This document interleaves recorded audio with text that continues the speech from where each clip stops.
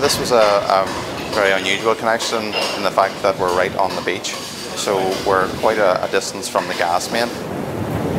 They didn't expect to be able to get natural gas. They thought they'd have to go with LPG, which is significantly more expensive. So when I told them they could get the natural gas connection, they were delighted. We took over this building and we totally re-renovated it. We put in new windows to maximise the view.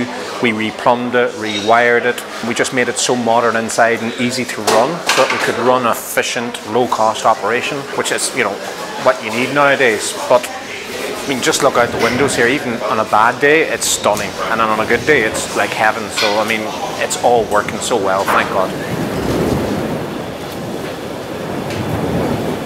We thought it was going to be a slightly younger customer, but actually what's happened is it's all ages. I mean, we're very family friendly and we want kids to come to the beach.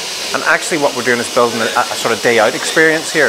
You know, people aren't just coming down here, but they're coming down here maybe to walk dogs or play with children on the beach and calling to us in the morning for a coffee.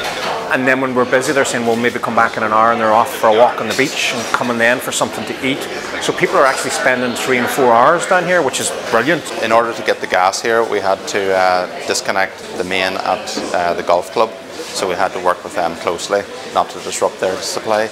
We also had to work closely with the National Trust because they had concerns over access to the beach. So our subcontractor, McKennas, had to coordinate that with them very closely.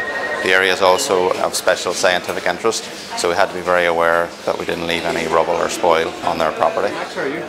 The initial step is I come out and do a site visit to see can I find a safe and suitable meter position. If I can do that, then I speak to the owner about their current fuel and their options, and then they would give me 12 months fuel figures. Then we carry out a financial appraisal to see whether the project is financially viable for firmus to do the connection. Then our engineers, they'll design up the project to see if that's feasible, and then it goes through the office through various different departments, and once it's approved, then I come back to the customer with a cost savings analysis for them, showing their savings that they will make if they switch to natural gas. All the kitchen appliances then are all powered by gas. You need that power, to be quite honest with you. Electric doesn't really do it around here. And then the second thing is hot water, obviously, so the entire building's hot water, and the outside toilets with the National Trust converted to gas as well. I mean, we're expecting huge savings there.